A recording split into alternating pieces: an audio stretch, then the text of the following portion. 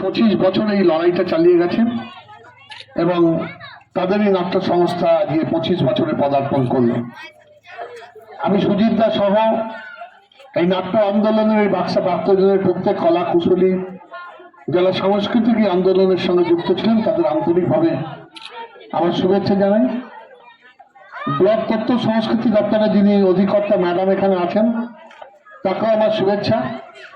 আমি তথ্য এবং সংস্কৃতি দপ্তরের হুগলি জেলার যিনি অধিকর্তা আছেন তাকেও আন্তরিক ধন্যবাদ জানাই যে আমাদের আবেদনে সাড়া দিয়ে পশ্চিমবঙ্গ সরকারের তথ্য সংস্কৃতি দপ্তর থেকে এই বিশেষ বিনোদনের যে টিমটি পাঠিয়েছিলেন এবং যারা অত্যন্ত সুন্দরভাবে আপনাদের সামনে পশ্চিমবঙ্গ সরকারের তথ্য সংস্কৃতি দপ্তরের পক্ষ থেকে বিভিন্নভাবে তারা কলা কুশলী প্রদর্শন করলো, তাদের আন্তরিক ধন্যবাদ এবং শুভেচ্ছা জানাই।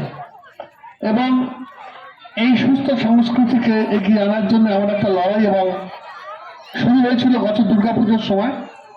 যখন দুর্গাপূজার সময় দেখেছিলাম যে এত ডিজের উৎপাত এবং পূজা কমিটিগুলো ডিজে না হলে যেন পুজো তাদের সম্পূর্ণ হচ্ছে না, এই একটা অত্যন্ত ভয়াল শব্দ এবং অসুস্থ হয়ে যাচ্ছে মানুষ, বাড়ির কাঁচ পর্যন্ত ভেঙে পড়ছে, তবু ডিজে তারা বন্ধ করছিল। তখন যেহেতু আমি হুগলি জেলা পরিষদের তথ্য সংস্কৃতি দপ্তরের একজন কর্মকর্তা বা কর্মাধ্যক্ষ, তাই আমি সেদিন সিদ্ধান্ত নিয়েছিলাম যে আমাদের যে সকল শিল্পীরা পশ্চিমবঙ্গের মাননীয় মুখ্যমন্ত্রী মমতা বন্দ্যোপাধ্যায় থেকে লোকশিল্পী ভাতা পান এবং সেই সরকার যাদের পাশে দাঁড়িয়েছেন তাদের নিয়ে একটি টিম তৈরি করে যদি আমরা বিসর্জন বা বিভিন্নভাবে মানুষের রুচির একটি পরিবর্তন করতে পারি, অর্থাৎ এই ডিজে বা উগ্র বাজনা থেকে সরে এসে যেন পশ্চিমবঙ্গ যে অরিজিনাল যারা এই বাদ্য বলুন এই শিল্পের সঙ্গে যুক্ত তাদের সে কলা কুশলের মধ্যে দিয়ে তারা যেন আনন্দ পেতে পারেন,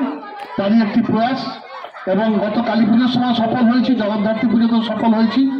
অনেক ক্লাব সংগঠন তারা ডিজে ছেড়ে এই লোক সংস্কৃতি বা এই ছৌ নৃত্য, আদিবাসী নৃত্য, ঢাক বলুন ঢোল বলুন এগুলোকে নিয়ে তারা পুজোর বিভিন্ন উৎসব আনন্দ করেছে।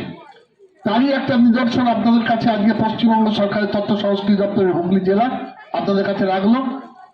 আপনারা তাদের উৎসাহিত করবেন। আর বাক্সা বাদ্যজনের সম্পর্কে বলি যে এত লড়াই এত কিছুর মধ্যে দিয়ে এই নাট্য সংস্থা এগিয়ে চলেছে 25টা বছর, কালের মাইলস্টোনে খুব কম কথা নয়। এখানে প্রদীপ দাও আছেন প্রম্পটারের একজন কর্মকর্তা, তারা নাট্য সংস্থা 25 বছরে পদার্পণ করেছে, তা করতে চলেছে। তাই 25 বছর আগে যারা যে ভাবনা ভাবিত হয়েছিলেন সেই ভাবনা আজকে পরিপূর্ণভাবে বিস্তার লাভ করেছে অনেক লড়াই অনেক কষ্টের মধ্যে দিয়ে। এইভাবেই আপনারা নাটকের পাশে থাকুন। নাই বা হইল হাজার হাজার দর্শক, কিন্তু সামান্য রুচি সম্পন্ন এই মনস্কতার মানুষজন যদি একসময় সমাজ বদলের ভাবনায় বা সমাজকে নাড়া দেওয়ার জন্য বা সমাজকে আরো আলোকিত করার জন্য যদি উৎসাহিত হন, তাহলে বাক্সা বাদ্যজন নিশ্চিতভাবে সার্থক হবে। আমি আর বক্তব্যকে একদম দীর্ঘ করব না, শুধু বলি যে এই এলাকার যারা সংস্কৃতি সম্পন্ন মানুষ, যারা সংস্কৃতিকে ভালোবাসেন, তাদের কাছে একটা আক্ষেপ ছিল যে অনেকদিন আগে চণ্ডীতলা বিদ্যাসাগর অডিটোরিয়ামটা তৈরি হয়েছিল, কিন্তু সেটা এখন অনেক অনুষ্ঠান করার পক্ষে একটু প্রতিকূল, অনেক খুব ভেঙে গেছে এবং একটি সংস্কারের প্রয়োজন।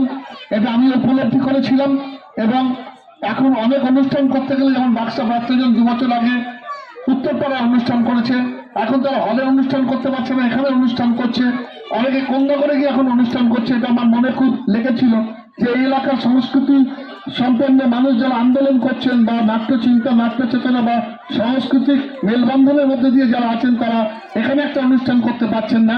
তাই আপনাদের সকলের আশীর্বাদে এবং নিশ্চিতভাবে মুখ্যমন্ত্রী মমতা বন্দ্যোপাধ্যায়ের অনুপ্রেরণায় ওই বিদ্যাসাগর হলটি অডিটোরিয়ামটি সংস্কার করার জন্য হুগলি জেলা পরিষদ থেকে 1 কোটি টাকা বরাদ্দ করে কাজ আরম্ভ হয়েছে এবং আমি মনে করি হুগলি জেলার অত্যন্ত সেরা একটা অডিটোরিয়াম হতে চলেছে চণ্ডীতলার ভিডিওর পাশে বিদ্যাসাগর অডিটোরিয়াম। 6 মাস লাগবে এখনো কাজ করতে। তাহলে যে আমরা বিশেষজ্ঞ কমিটি আছে সেই বিশেষজ্ঞ কমিটির একজন মেম্বার হিসাবে আমরা সুজিত দাকে এবং প্রদীপ দাকে মেম্বার হিসাবে রেখেছি, যে তাদের পরামর্শ অনুযায়ী এটা স্বয়ংসম্পূর্ণ নাট্য এবং সংস্কৃতি প্রেমীদের একটি মঞ্চ, যেটা হুগলি জেলার অন্যতম সেরা মঞ্চ, সম্পূর্ণ শীততাপ নিয়ন্ত্রিত একটি মঞ্চ হতে চলেছে। চণ্ডীতলাতে মুক্ত মঞ্চ তৈরি হয়েছে, সেখানেও পারফর্ম করেছে আমাদের বাক্সা বাদ্যজন।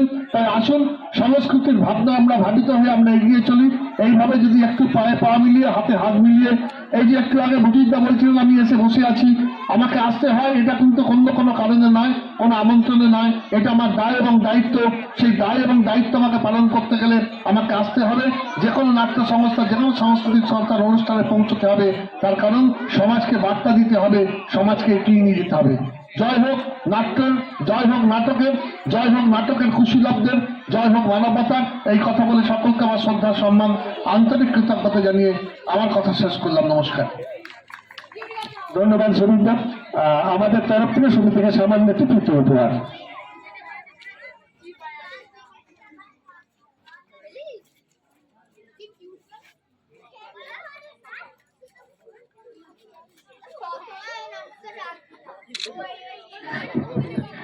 আর একটা বই, ছোট্ট মিষ্টি রেখে দেন।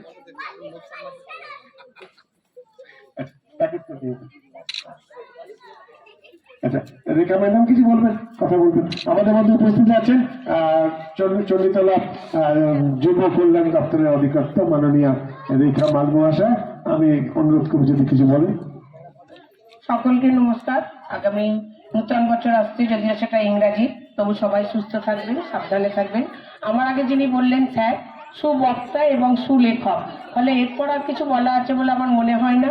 তবে দাদার অনুরোধে আমি আগের বছর আসতে পারিনি, এবছর খুব ইচ্ছা ছিল চৌধুরী বাড়িটা দেখবো, যেটা দিদা বললেন, ওই জন্যই এলাম। সবাই ভালো থাকবেন, নমস্কার। আমাদের তরফ থেকে রেখা ম্যাডামকে সামান্য একটু তৃতীয় উপহার।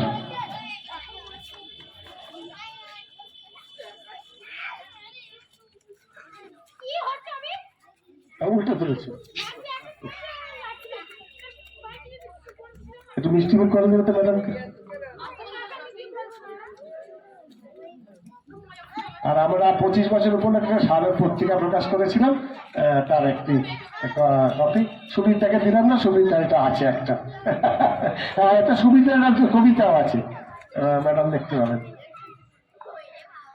আমাদের এই পর্বের অনুষ্ঠান আমরা এখানে শেষ করলাম। সবাইকে অনুরোধ করবো এবার একটু মঞ্চে আসুন। আমাদের নাটক অন্তরঙ্গ নাট্যমেলা, 7ম বর্ষ অন্তরঙ্গ নাট্যমেলা, প্রথম নাটক চ্যাটার্জি অনুকৃতির নাটক, সেইটা তা দেখার জন্য, এবং আগামী 3 দিন যে নাটক হবে তাতে আপনারাও আসুন। যেমন নাচ গান হচ্ছে, তার সঙ্গে নাটকটা দেখতে হবে। সবাই ভালো থাকবেন। আমাদের অনুষ্ঠান শুরু হবে, একটু ভেতরে আসার জন্য অনুরোধ করছি। অল্প সময়